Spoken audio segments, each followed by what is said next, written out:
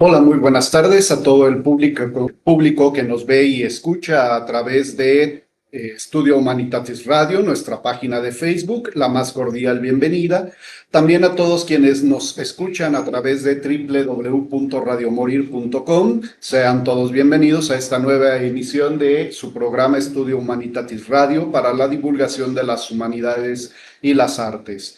Agradecemos a todas las personas que le han dado like a nuestra página de Facebook, a quienes se han suscrito a nuestra plataforma de YouTube, a nuestro canal. También agradecemos a las personas que han dado, que nos siguen y que han compartido todos nuestros contenidos. Muchísimas gracias por el favor que nos hacen de apoyar en la divulgación. Alejandro, buenas tardes. ¿Qué tal, profesor? Buenas tardes. Sean todos bienvenidos a una nueva emisión de Estudio Humanitatis Radio. Con un programa que se va a antojar interesante, profesor, un invitado especial y que lo vamos a presentar más adelante. ¿Qué tenemos para hoy, profesor? Pues tenemos varias cosas y la primera de ellas es agradecer al maestro Alejandro Fuerte a través de este medio, de este canal, porque a lo largo de todo el año que ya cumplimos en las emisiones de Estudio Humanitatis Radio, nos apoyó muchísimo para la divulgación de las humanidades. Agradecemos muchísimo su apoyo y también agradecemos la apertura y disposición de la doctora Ana Cecilia Valencia, que es ya la nueva jefa de Departamento de Filosofía, pues que acogió muy bien esta iniciativa y que también nos va a apoyar durante el tiempo que se pueda. Entonces, pues vayan los agradecimientos de parte de todo el equipo de Estudio Humanitatis Radio y tenemos dos eventos culturales y actividades en el CUCH. Un primer evento es la conferencia magistral de la doctora Gisela von Webeser, Sor Juana, monja moderna. Se llevará a cabo el viernes 11 de julio a las 11 horas en la sala Legisladores del Congreso del Estado de Jalisco. No se lo pueden perder, sin duda, Sor Juana Inés de la Cruz, de quien ya hemos platicado en este programa, pues una figura decisiva en la cultura novohispana en particular, mexicana en general. Y también en el CUCH se realizará un seminario titulado Espiritualidad y Religiosidad en el Mundo Hispano, siglos XVI al XIX, en el mes de agosto y de septiembre. Ahí en el CUCH podrán ver en el cartel, ya está en nuestra página de Facebook, toda la información pertinente a estos dos eventos. Y mañana, sábado 5 de julio, en el CUCH Belénes, hay dos eventos. Uno de ellos es jornada de limpieza. Se invita a toda la comunidad académica de la División de Estudios Históricos y Humanos a colaborar en la actividad Limpia tu Aula a partir de las 8 de la mañana, y también ahí mismo una actividad de promoción de la salud, yoga, rodada en patines, cascarita y rally a partir de las 9 a.m. para que lleven sus patines, lleven sus balones. Estas actividades están en el marco de las jornadas por la paz y contra las adicciones. Entonces son actividades que buscan incentivar en los jóvenes de nuestro campus, de la división en particular, pues el alejarse de. Y a propósito del tema que tenemos el día de hoy, ¿a quién tenemos en la biografía de Recordando a? Bueno, en nuestra cápsula de Recordando a, profesor, tenemos a Enrique Domingo Dussel Ambrosini. Él nace en la provincia de Mendoza, Argentina, el 24 de diciembre de 1934 y muere en la Ciudad de México el 5 de noviembre de 2023, profesor, hace 2 años. La sensible pérdida de este importante intelectual, filósofo México-argentino, porque se nacionalizó mexicano. Así es. Él es conocido más como Enrique Dussel. Fue un académico, filósofo, historiador y teólogo argentino, naturalizado mexicano, como ya dijimos. Dussel es reconocido internacionalmente por su trabajo en el campo de la ética, la filosofía política, la filosofía latinoamericana y en particular por haber sido uno de los fundadores de la filosofía de la liberación, corriente de pensamiento de la que se considera arquitecto. Habiendo sido también uno de los iniciadores de la teología de la liberación, su obra dialoga con la de filósofos como Karl Otto Appel, Gianni Battimo, Jürgen Habermas, Richard Rorty, Emmanuel Levinas y Adela Cortinas. Su vasto conocimiento en filosofía, política, historia y religión, plasmado en más de 50 libros y más de 400 artículos, muchos de ellos traducidos a más de 6 idiomas, hace que se le clasifique como uno de los más prestigiosos pensadores y filósofos americanos del siglo XX, cuya obra es cimiento de la construcción de una filosofía comprometida. Ese fue nuestro Recordando a Profesor. Recordar que además él sale exiliado de Argentina por cuestiones políticas, sufre un atentado, si mal no recuerdo, en la dictadura de Jorge Videla, y bueno, llega a México y aquí prácticamente hace gran parte de su obra académica y de su trabajo académico intelectual, lo hace aquí en México.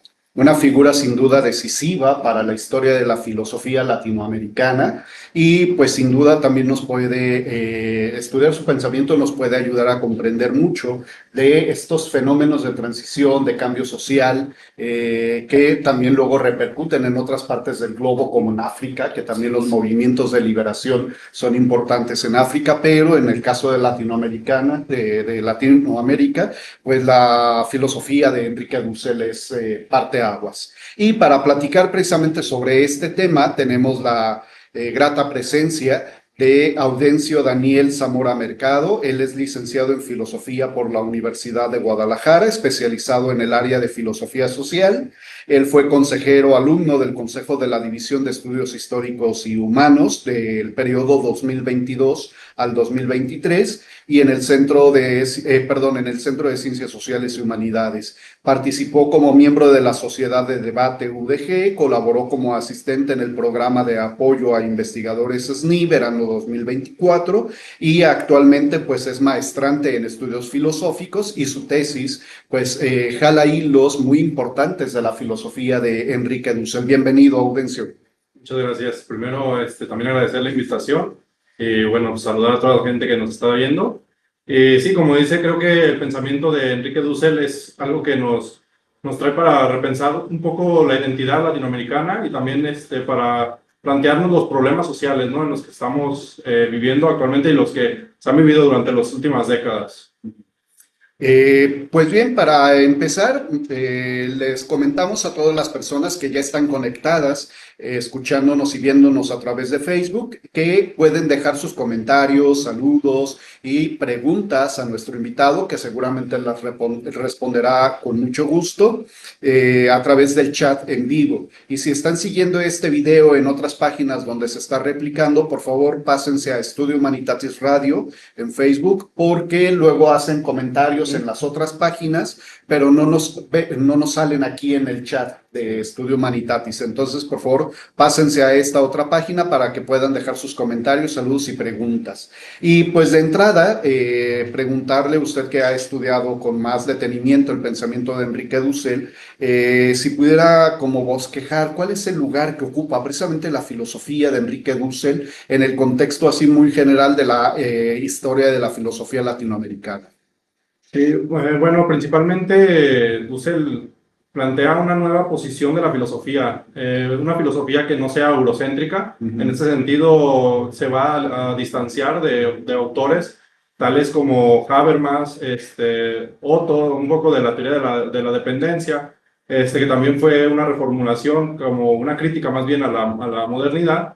Sin embargo, Dussel lo que va a decirnos, o lo que tiene para aportarnos, va a ser la importancia de las categorías que plantea o que va a tratar de reformular a través del pensamiento latinoamericano. Es decir, bueno, según Dussel y de acuerdo también con pues ahora sí que las vivencias que tuvo, pues la identidad latinoamericana se basa en la distinción de la comunidad, en la distinción de la forma en la que podemos entender el poder, no el poder como una cuestión negativa, sino más bien una cuestión positiva, lo que podemos hacer todavía para la transformación, digamos. Bien, generalmente, y bueno, para el público que nos está escuchando y que a lo mejor no tiene mucho acervo filosófico, solemos asociar el nombre de Enrique Dussel pues a filosofía de la liberación, con ya esto que menciona de estas categorías, de esta como línea de pensamiento que va a desarrollar Enrique Dussel. Pero si nos pudiera platicar brevemente, pues cómo surge la filosofía de la liberación, de dónde viene y sobre todo cómo se distingue o se relaciona con la teología de la liberación. Tenemos entendido que también Enrique Dussel pues fue teólogo, entonces ¿cómo se da este tránsito de teología a filosofía? Sí, bueno, primeramente Dussel fue filósofo antes que teólogo, entonces sí tenía muy en cuenta la formación filosófica. Sin embargo, él mismo va a aclarar que la filosofía normalmente, o al menos la formación académica que se enseña o que se enseñaba en su época, tenía tendencias eurocentristas, ¿no? En esto no voy a tener nada más para explicar a qué se refería. Pues lo que quería decir era que digamos que Europa se entendía como el centro del mundo en ese entonces, o sea, representado como el centro de la historia incluso, ¿no? Y no solamente de Europa, sino también de América, de otras partes como Asia o África, ¿no? Y aquí lo que Dussel va a decir, incluso cuando él viaja, porque él estudia teología en Francia, él se da cuenta, pues, que pues muchas cosas de las que él pensaba o se daba cuenta son diferentes a la teoría de la realidad, ¿no? Entonces de ahí va a partir un poco lo que es la filosofía de la liberación. Él va primero a replantear cuál es el origen de, pues ahora sí, de la identidad latinoamericana. Y en este origen pues va a plantear la cuestión sobre el problema de lo que trajo la colonialización. Recordemos un poco que la modernidad, al menos como lo plantea Dussel, comienza a partir de la colonialización, es decir, un periodo en la historia en el que pues, América se vuelve una nueva ruta de comercio para Europa y para el resto también del mundo, ¿no? Entonces, en este sentido, pues habría que empezar nuevas configuraciones sociales y políticas. Entonces, lo que Dussel va a decir respecto a esto es que hay que hacer una crítica a esto, ¿no? Es precisamente a esta forma en que se dio la historia y esta forma en la que se dio las circunstancias sociales y políticas bueno, que han derivado de nuestra época, pues. Como que apunta entonces el pensamiento de Dussel a una no aceptación de las cosas así como nos dijeron que debían ser a partir de la colonización de los europeos, ¿no? Como que, y sobre todo pensando en este como desfase, en esta especie como de contradicción entre lo que se daba en la teoría como lo que debía ser el pensamiento y la realidad latinoamericana. Bien, antes de cederle la palabra a Alejandro, que también quiere hacerle algunas preguntas y comentarios, pues le recordamos a todo nuestro público que pueden dejar sus preguntas y comentarios, saludos en el chat en vivo. Alejandro. Bueno, muy interesante y muy relevante el tema, profesor, a propósito de ciertos aires que llegan desde Latinoamérica para tratar de unirla nuevamente y al margen de las divisiones políticas que hay a toda Latinoamérica, bueno, regresar a una especie como de iniciación de una decolonización, esos temas de decolonización que están muy en auge. A mí me interesaría preguntarte dos cuestiones así muy fáciles, muy de introductorias para quienes lo han leído y quienes no lo hemos leído, también podamos ir más o menos entendiendo. Este concepto de liberalismo o de liberación, ¿cómo entenderlo como parte central de la filosofía dusseliana? ¿Cómo explicarlo? ¿Cómo entenderlo? Digo, también está dentro de la teología de la liberación, ahí están autores como Paulo Freire, autores como Marín, como Vania Bambirra, brasileños, pero desde la filosofía de Dussel, ¿cómo entender esto de liberación? Sí, bueno, primero hacer la distinción ahí, mencionaban liberalismo y liberación. El liberalismo, digamos, sería una corriente más bien económica que planteaba, por ejemplo, Adam Smith, que planteaban, por ejemplo, otros filósofos, que Dussel, de hecho, va a criticar. Entonces, liberación en el sentido más bien de liberarse y no, o sea, no solamente en la cuestión del mercado, sino también en las cuestiones, pues, identitarias, ¿no? Porque va a ser una nueva, digamos, reconcepción del ser humano en la cuestión material, sobre todo en la posibilidad de la vida. Entonces, porque, bueno, hace rato también mencionábamos que hay que repensar un poco la filosofía y se mencionaba también la teología de la liberación. Digamos que los principios de Enrique Dussel van a basar en la afirmación de la vida, ¿no? La posibilidad de la vida humana, principalmente. Y bueno, aquí mencionaba, por ejemplo, otros autores también que son importantes para la filosofía de la liberación.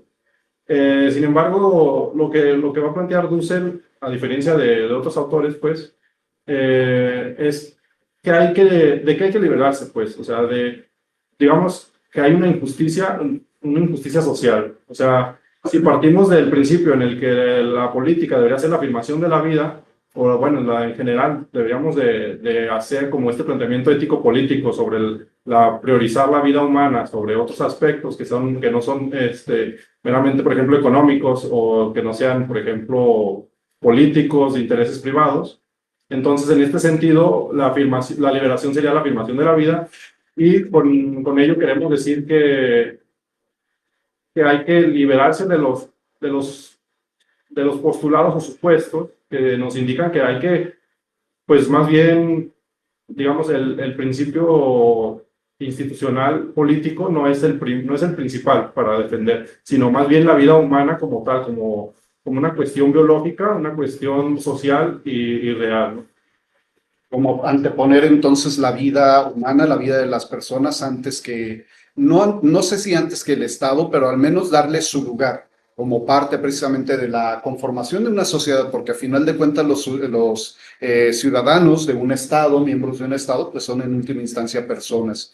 Eh, bueno, primero un saludo, dice Sergio Martínez, saludos al invitado, le mandan saludos, pues al compa Chano y a su servidor. Muchas gracias, Sergio Martínez, por sus saludos y a todas las personas que ya están compartiendo el video. Ya hay varios veces compartido el video en vivo. Y retomando esto que nos comentaba acerca de la afirmación de la vida y sobre todo también esta cuestión de el poder y la identidad, que también por ahí lo mencionaba un tanto de entrada. La filosofía dusseliana entonces también busca como replantear la idea de la identidad latinoamericana. Si se pudiera pensar precisamente en un rasgo de identidad en Latinoamérica o de la filosofía latinoamericana, ¿cuál podría ser este rasgo?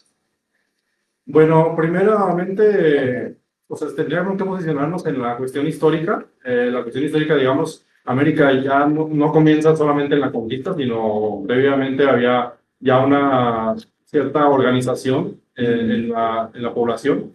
Entonces, también Dussel lo que va a decir es que actualmente esas formas de vida aún siguen existiendo, se siguen reproduciendo, sin embargo, han estado limitadas, ¿no? Y aquí sí va a entrar una categoría importante que Dussel va a tomar. Ya se había planteado anteriormente con otros filósofos, pero es la categoría de los oprimidos, ¿no? Esta cuestión de los oprimidos va a tomar un punto importante en la cuestión teórica porque dice, ahora la posición es entre el dominante y el dominado, ¿no? Aquel que tiene el poder del Estado en este sentido, sobre aquel que tiene que obedecer, ¿no?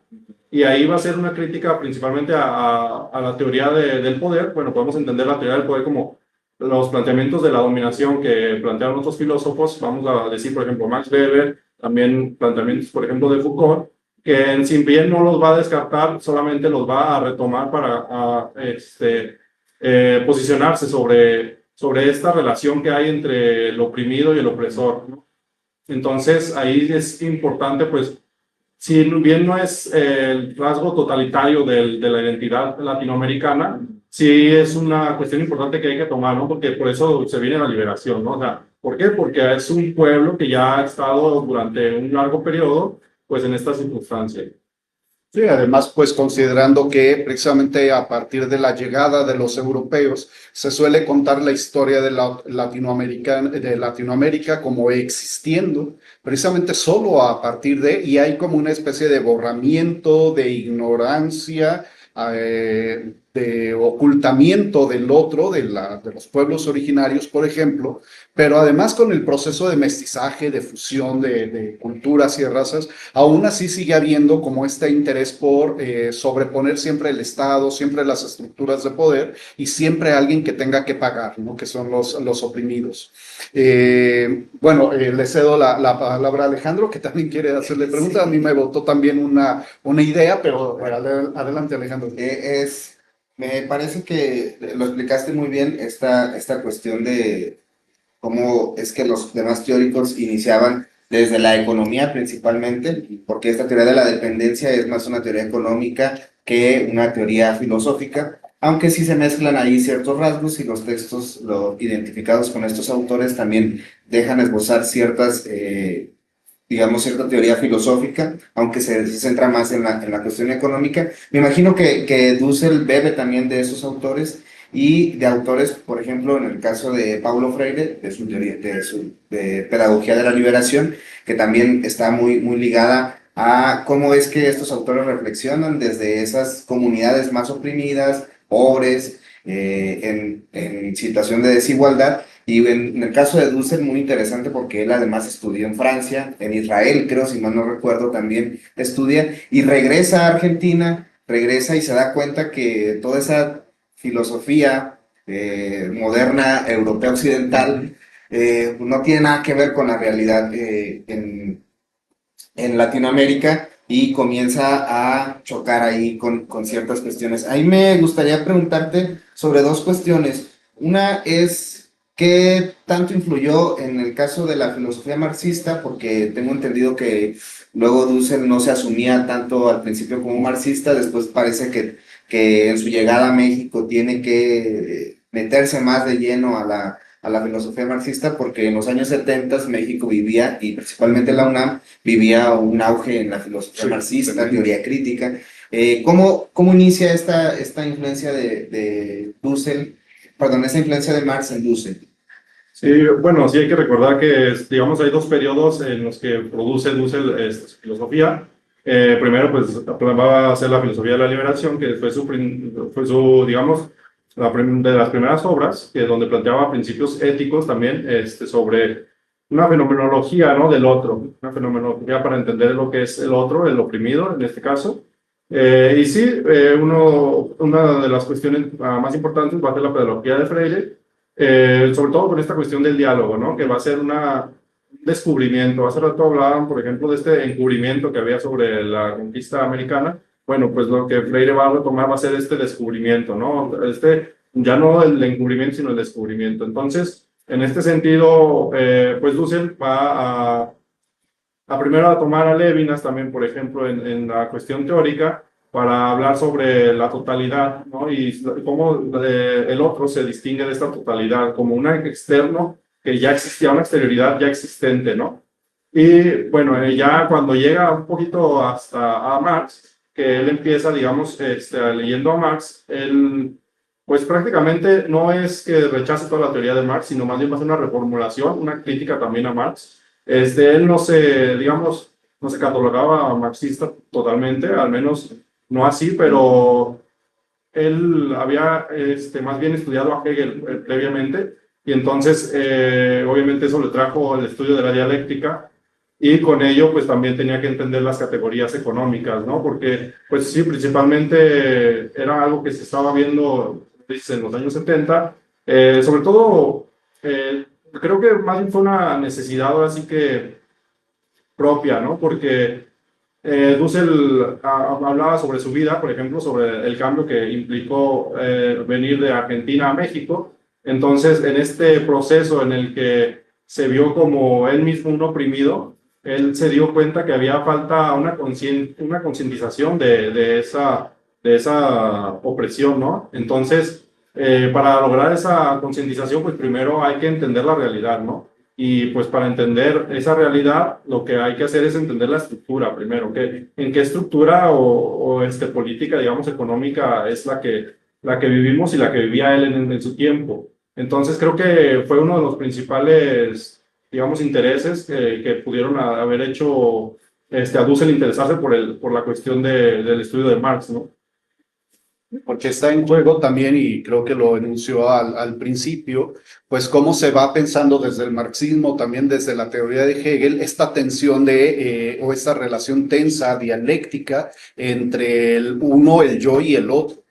Y generalmente por ejemplo, esta dialéctica es entre un amo que domina, que tiende a subsumir, que tiende a encubrir al otro, y el otro que está entre o soy subsumido o me emancipo de alguna manera, me libero. Me llamaba la atención esto que mencionaba al principio, y quería preguntarle si nos pudiera clarificar si esta tensión, esta dialéctica entre el amo y el esclavo en Hegel, la jala Dussel precisamente para hablar de la mismidad y la otredad, y cómo se da esto en Dussel.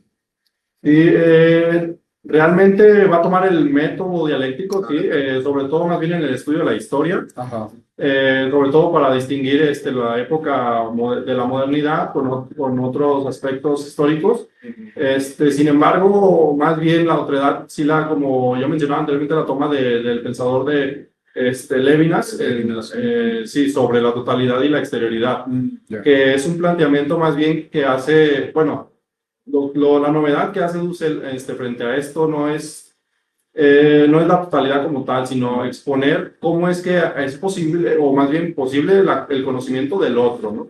Entonces, en esta posibilidad, pues se da la dialéctica, ¿no? Porque se tiene que enfrentar esto entre oprimido y opresor, que sí es más o menos la dialéctica de Hegel, de entre amo y esclavo. Sin embargo, Dussel la va a retomar como un principio más bien ya, pues antropológico, ¿no? O sea, antropológico porque la cuestión histórica y social del aspecto de Latinoamérica, pues es importante. Es decir, para Hegel, para Dussel, era importante retomar el contexto latinoamericano. Es por ello que no va totalmente a decir que hay un amo y un esclavo, más bien va a criticar esa estructura, ¿no?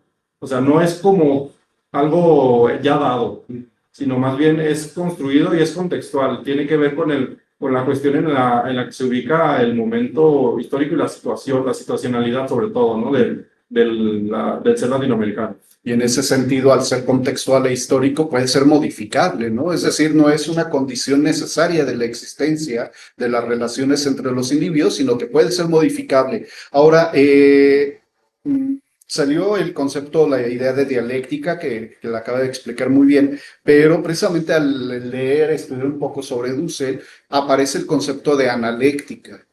¿En qué difiere la analéctica dusseliana de la dialéctica? ¿Qué aporta la analéctica? Precisamente en esa comprensión de las interacciones, de las relaciones entre los individuos, entre el uno y el otro, cómo esta analéctica, pues de alguna manera también coadyuva a entender la liberación desde la filosofía de Dussel.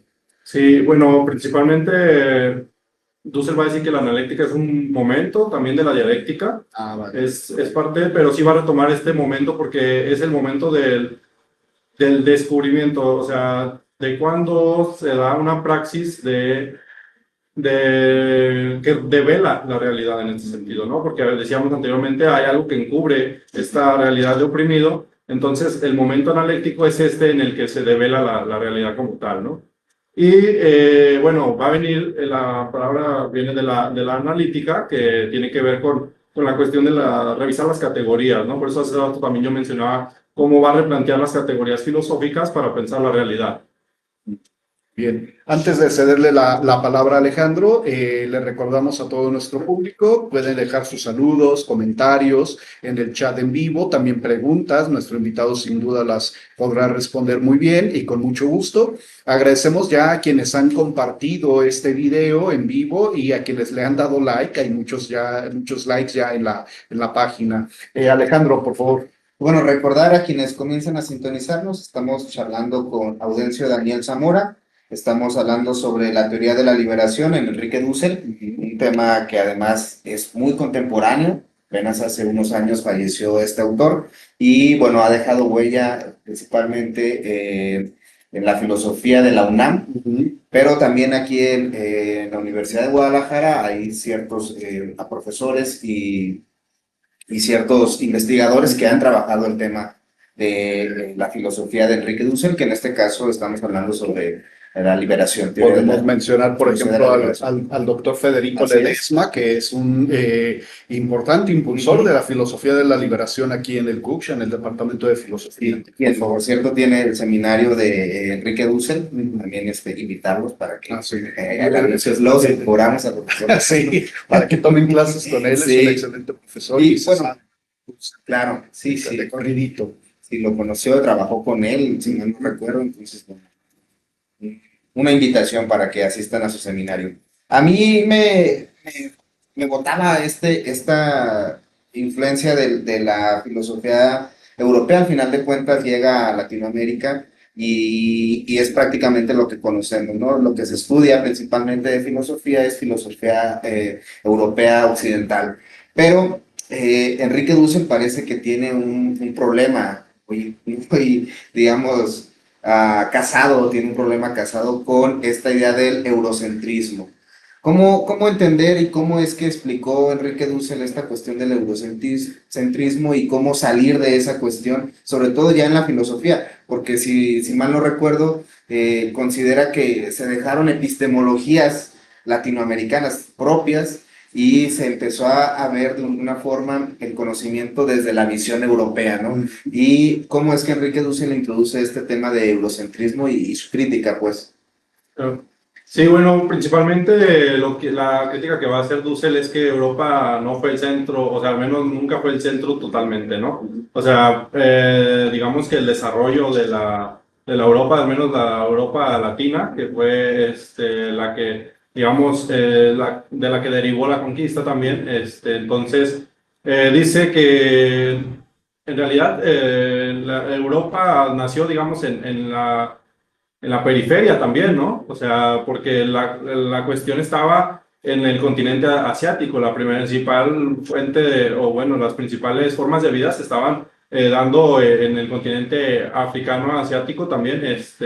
Y bueno, dice que Dussel lo que dice es que en realidad esta cultura europea nace a partir del rompimiento con estas civilizaciones, ¿no? Este tipo digamos que la cultura, ahora es que la musulmana, fue la que rompió con la periferia de Europa, ¿no? Entonces, Europa fue una cuestión también económica, ¿no? Para salir de esta, digamos, división que había en ese entonces con el Imperio Otomano, buscaba unas salidas comerciales hacia la India, pues llega a América, ¿no? En realidad, este fue el comienzo, pues, de un nuevo mercado, porque se empieza a comercializar la plata. Entonces, en este sentido, pues Europa comienza a formarse como potencia mundial, ¿no? Y no solamente potencia mundial, o sea, más bien en ese momento, sino parece que se va a plantear, pues ahora sí como definitiva, al menos hasta cierto periodo. Lo que va a criticar Dussel es que pues tendrá un término, habrá que plantear algún término en algún momento de la historia sobre este eurocentrismo. Lo que sí va a decir es que la ideología permea la sociedad, ¿no? O sea, porque esta ideología, pues, de yo conquisto o yo domino, pues es la que va a permear en los sistemas políticos latinoamericanos. No se va a dar sobre todo una relación horizontal, sino una relación jerárquica vertical, ¿no? Y en esta relación, pues es donde Dussel dice, esto no es lo que, o sea, podría ser diferente, puede ser diferente, porque esto no es algo que está dado también, ¿no? Como lo decíamos nosotros. Incluso el relato de la historia de la humanidad está puesto desde la visión eurocentrista.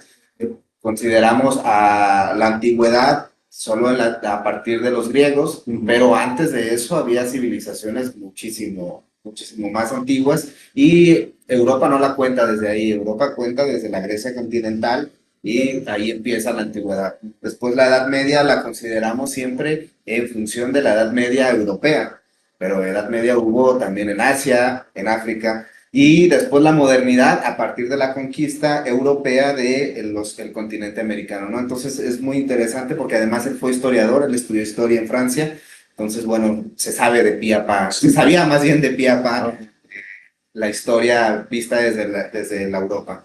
Sí, y bueno, aquí nuestro invitado nos podrá confirmar, porque alguna vez en una conferencia, y a lo mejor ampliar un poquito esto, decía Enrique Dussel, bueno, es que prácticamente en Europa hay una especie como de apropiación de los productos culturales de las otras culturas y prácticamente los presentaban como propios. La imprenta no es europea, es china. Gutenberg lo que hace es innovar hasta cierto punto esto de los tipos móviles, pero la imprenta es china, la pólvora es china. El trabajo de los metales es hitita, es egipcio, pero se lo apropian los europeos. El papel. El papel. También producto externo, precisamente exterior a Europa, pero hay una especie de apropiación. Y bueno, a propósito precisamente de esta cuestión del eurocentrismo y cómo prácticamente toda la historia del pensamiento empieza a girar en torno a Europa, la idea misma de modernidad que también aparece, se piensa precisamente a partir de la llegada, por ejemplo, en Latinoamérica, a partir de la llegada de los europeos en adelante. Y se suele asociar la idea de modernidad con la razón ilustrada europea. Pero quería preguntarle por el concepto de transmodernidad, que también aparece en algunas obras de Dussel. ¿Qué significa transmodernidad? ¿En qué difiere del concepto de modernidad tradicional? Claro. Sí, precisamente en esto que hablábamos, la modernidad tiene que verse como un momento histórico, y en este momento histórico, como ya mencioné hace rato, Dussel creía que pues tenía que tener un momento en su final, en algún momento determinado, ¿no? Entonces, este planteamiento de transmodernidad va a ser, bueno, que primero trans viene del prefijo de lo que significa más allá. Entonces, más allá de la modernidad, quiere decir que vamos a plantear nuevos sistemas o nuevas formas de vida, ¿no? En la que no tengamos que depender de estos sistemas opresores, ¿no? Y por eso la cuestión de la transmodernidad es un planteamiento ético-político en el que pues va a haber una sociedad transmoderna que ya no va a tomar el poder como dominación, sino el poder como una capacidad creadora, una capacidad que va a transformar la realidad. En este sentido, pues para Dussel, el ser humano es capaz de transformar, es en sí un ser que vive, o sea, que vive y no solamente se adapta, sino que también cambia la realidad.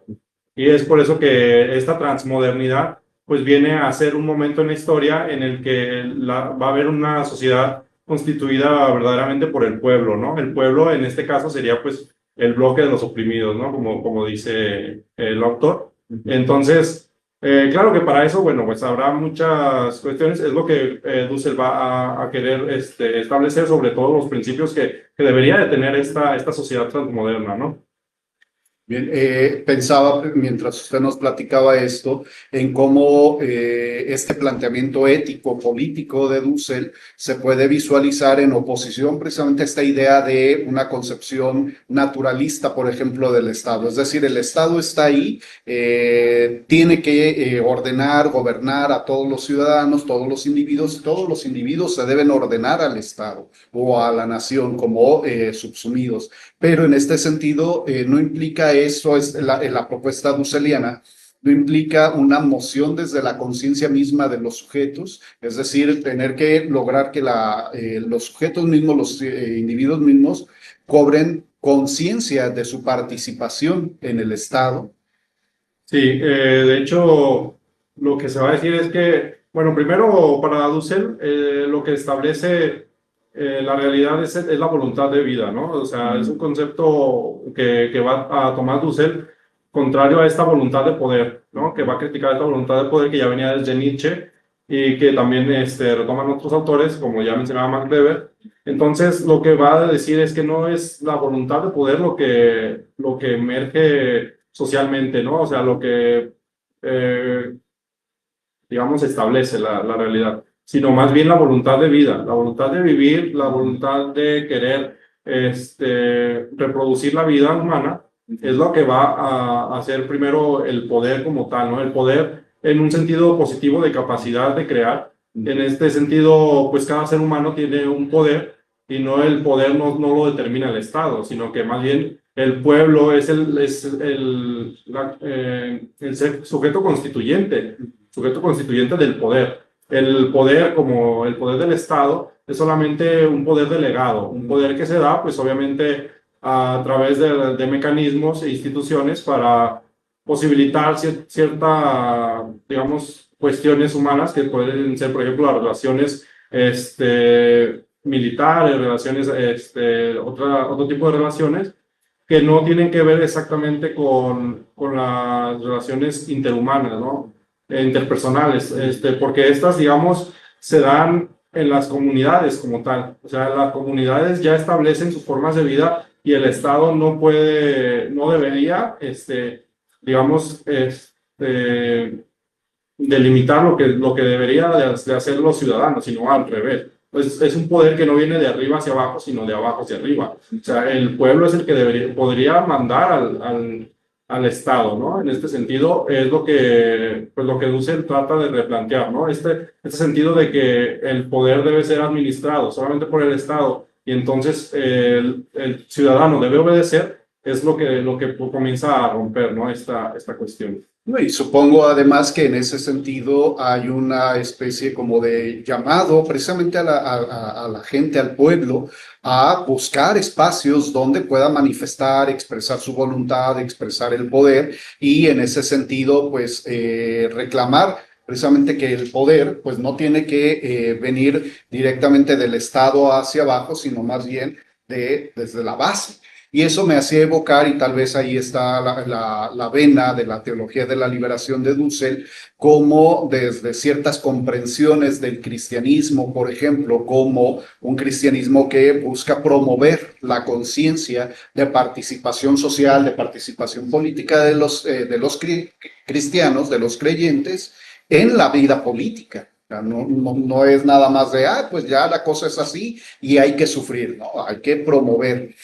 Antes de darle la palabra a Alejandro, que también quiere preguntar cositas, y también por ahí me salió a propósito el concepto también de praxis y cómo se puede visualizar esto desde la educación en la propuesta tanto de Freire como de Dussel. Alejandra Avilés dice saludos a los conductores y al invitado, un excelente tema. Agradecemos a la maestra Alejandra Avilés que nos esté escuchando. Va un saludo también para ella. Es una radio ciberescucha y que además ya ha participado con nosotros en el programa y que está organizando de hecho el seminario de religiosidad que anunciamos al inicio del programa. Es por parte del doctorado en Historia Iberoamericana. Alejandro, por favor. Bueno, un tema muy interesante. Recordarles, estamos charlando con Audencio Daniel Zamora. Estamos hablando sobre la teoría de la liberación de Enrique Dussel. Y bueno, ya hemos hablado un poco, recordar que este programa también es un poco de introducción, tampoco nos vamos a ir directamente a temas muy centrales porque, bueno, se trata de divulgación.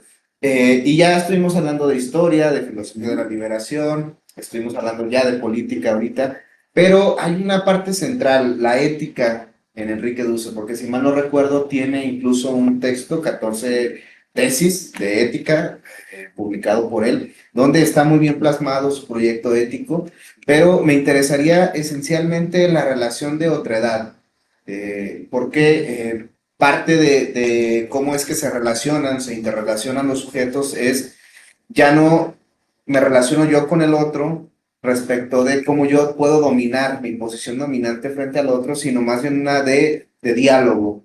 ¿Cómo explicar esta cuestión de la otredad en la ética de Enrique Dussel? Sí, bueno, aquí voy a tratar de conectar un poquito con lo que decía el doctor Rojo y ahorita lo que me estás preguntando. Sí tiene que ver también con lo que es una praxis, una concientización y pues esto del diálogo, ¿no?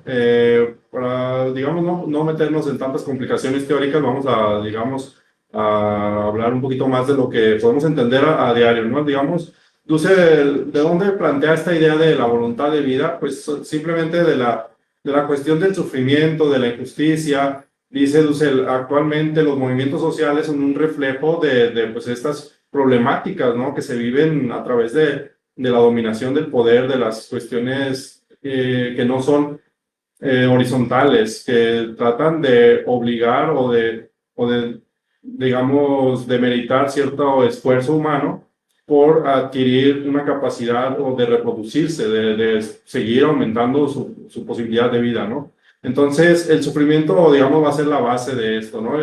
Ahora sí que, ¿quién podría negar con esta base ética que el sufrimiento, pues, no es una cuestión que nos compete a todos, ¿no? O sea, la injusticia, en realidad, yo creo que es un tema que estamos viendo actualmente y sobre todo, por ejemplo, contextualizando aquí en nuestro país, en donde pues vemos mucha violencia, muchas cuestiones pues que perjudican, ¿no? Perjudican a la sociedad y a todas. Últimamente pues está muy descontrolado y entonces digamos, este sería una justificación de pensar por qué estos planteamientos éticos deberían, pues, estar plasmados también en una política, en una posibilidad.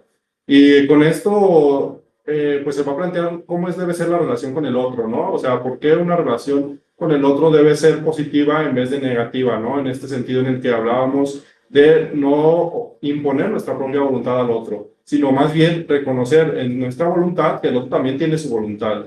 Y en este sentido, pues la voluntad, mi voluntad, pues también depende de que el otro tenga voluntad de vida, ¿no? En esto, pues parece que habrá un sentido de igualdad y a la vez, pues también, digamos, Dussel va a plantear la pluralidad, ¿no? La pluralidad que, pues es existente, es real, ¿no? O sea, es una cuestión material que no podemos negar, o sea, está a la vista de todos y pues en este sentido hay que saber vivir con ello, ¿no? Y para saber vivir con ello, pues viene esto del diálogo, de la concientización. La concientización, digamos, es un proceso, más bien es un resultado ya del proceso, ¿no? Del proceso de esto que veníamos hablando, de que hay hay que reestructurar cómo entendemos el sistema. Y en este sentido también, bueno, la praxis que viene siendo este concepto que retoma Dussel, primero la praxis viene entendida como una acción crítica, ¿no? En estos planteamientos de Dussel. Primero porque la praxis es un, digamos, es un hacer, es un hacer, pero también para transformar, ¿no?